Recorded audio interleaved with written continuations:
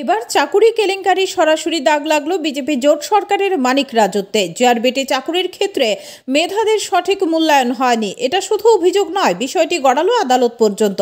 জানা যায় ইদানিং জেআরবিটির যে অফারগুলি ছাড়া হয় সেগুলির মধ্যে অনেক কম নম্বর পেয়েও চাকুরির অফার পেয়ে গেছেন, এমন অভিযোগ এনে বঞ্চিতদের মধ্যে 4 জন হাইকোর্টে রিট পিটিশন করে। প্রধান বিচারপতির বেঞ্চ প্রাথমিক শুনানিতে বলেন, এই 4 জনের বিষয়টি খতিয়ে দেখে ঘটনার সত্যতা যাচাই করা রাজ্য সরকারের দপ্তর যেন তাদের চাকরির ব্যবস্থা করে। জেআরবিটি চাকুরির অফার বিলিতে এই ধরনের কেলেঙ্কারি যখন প্রকাশ্যে এলো তখন বাম যুবদের অভিযোগ, প্রথমত নিয়োগ প্রক্রিয়া স্পষ্টতা অস্পষ্ট, দ্বিতীয়ত যোগ্যতা সম্পন্ন বেকার যুবক যুবতীদের জীবন নিয়ে ছিনিমিনি খেলা চলছে এ রাজ্যে, তৃতীয়ত যোগ্য প্রার্থীদের বঞ্চিত করে খেয়াল খুশি মতো জেআরবিটির মেধা তালিকা প্রকাশ করা হয়েছে।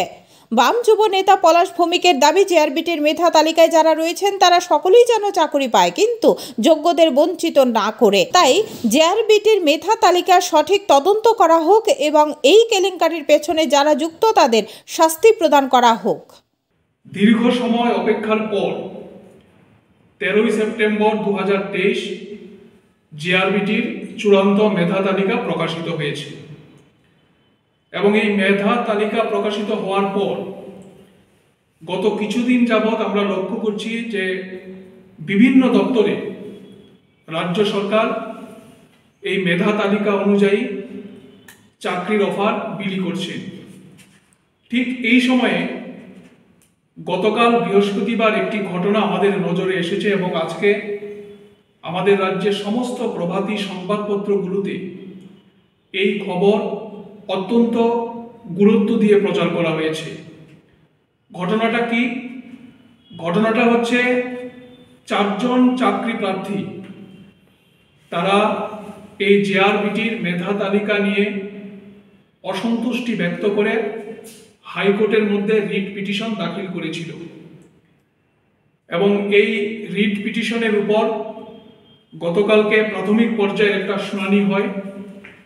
এই শুনানিতে ত্রিপুরা হাইকোর্টের প্রধান বিচারপতির বেঞ্চ একটা নির্দেশ জারি করে যাতে বলা হয়েছে যে 5 জন রিট আবেদনকারী মামলা করেছেন এই জেআরবিটির মেধা তালিকা নিয়ে, দেখা যাচ্ছে যে তাদের থেকে কম নম্বর পাওয়া সত্ত্বেও অনেকে চাকরির অফার পেয়েছেন, মেধা তালিকায় তাদের নাম প্রকাশিত হয়েছে, কিন্তু তারা চাকরির সুযোগ থেকে বঞ্চিত।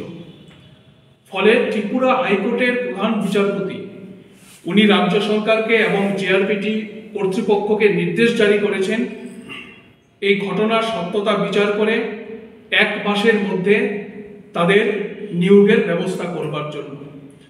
আমাদের পরিষ্কার বক্তব্য, এই জেআরবিটির যে ঘটনা সামনে এসেছে হাইকোর্টের পর্যবেক্ষণের পর তার নিরপেক্ষ তদন্তক্রমে দোষীদের শাস্তির ব্যবস্থা করা, যোগ্য প্রার্থীদের চাকরির ব্যবস্থা করা এবং এই দাবিতে প্রয়োজনে আমরা ডিওএফআই এবং টিওএফ আগামী দিনে রাস্তায় নেমে মানুষের দাবিতে, যুবজীবনের এই সমস্যা সমাধানের দাবিতে আমরা আন্দোলন সংগঠিত করতে আমরা পিছপা হব না।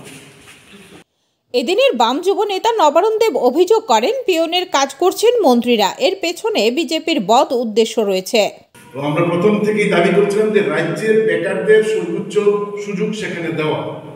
আমাদের রাজ্যের বেকারত্বের হারে গোটা দেশে আমরা প্রথম 2 কিংবা 3-এর মধ্যে থাকছি, কিন্তু দেখা যাচ্ছে ঘুর পথে কোনো না কোনোভাবে একটা বড় অংশের অফার যাচ্ছেন বহিরাজ্যের যুবক যুবতীদের হাতে। এতে করে রাজ্যের বেকার যুবক যুবতীরা যেমন বঞ্চিত হচ্ছেন, রাজ্যের সাথে এটা এক ধরনের সরকারের প্রতারণা। আমরা তার বিরোধিতা করছি। অফার বিলি যা করছেন সরকারের মন্ত্রীরা মন্ত্রিসভার তার দপ্তরে নিয়ে গিয়ে অফার তুলে দিচ্ছেন। মন্ত্রিসভার দায়িত্ব হচ্ছে পলিসি মেকিং করা, পলিসি তৈরি করা, অ্যাডমিনিস্ট্রেশন না। অফার বিলি করার দায়িত্ব হচ্ছে অ্যাডমিনিস্ট্রেশন। তারা তাদের দপ্তর থেকে পোস্ট অফিসের মাধ্যমে পোস্ট অফিসে যারা চাকরি করেন তারা যারা প্রাপক তাদের বাড়িতে অফার যাবেন, তারা নিয়ে যাবেন। পোস্টম্যান, অবাক করার মতন বিষয়, এই পোস্টম্যানের দায়িত্ব তুলে নিচ্ছেন খোদ মন্ত্রীরা। এই পোস্টম্যানের দায়িত্ব মন্ত্রী কখন তুলে নেন? নিশ্চয়ই তার পেছনে একটা অসৎ উদ্দেশ্য একটা বদ উদ্দেশ্য থাকে।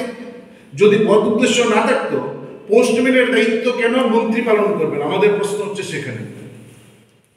মন্ত্রিসভার মন্ত্রী তার দপ্তরে নিয়ে গিয়ে অফার বিলি করছেন, গত কয়েকদিন থেকে 10টা অফার তুলে দিচ্ছেন মন্ত্রী তার মহাকরণে ডেকে নিয়ে গিয়ে। এই কালচারের মধ্য দিয়ে দুর্নীতি আমরা দেখেছি। তার আগেও এই যে হচ্ছে গোটা সরকারটা 3টা বিষয়ের উপর দাঁড়িয়ে আছে। যে ত্রিফলা হচ্ছে দুর্নীতি, নেশা, তুল্লাবাজ। এই 3টার উপরে বিজেপি আর বিজেপির নেতৃত্বে এই সরকারটা চলছে। জিআরবিটির নিয়োগ নিয়ে রিট পিটিশন যখন হয় হাইকোর্টে, তখন বিজেপি জোট সরকারের গাল ভরা স্বচ্ছতা কথাটি যে আসলে অস্বচ্ছ তা আর বলার অপেক্ষা রাখে না। এই গুঞ্জন এখন রাজ্যের অলিতে গলিতে। ব্যুরো রিপোর্ট, আকাশ ত্রিপুরা।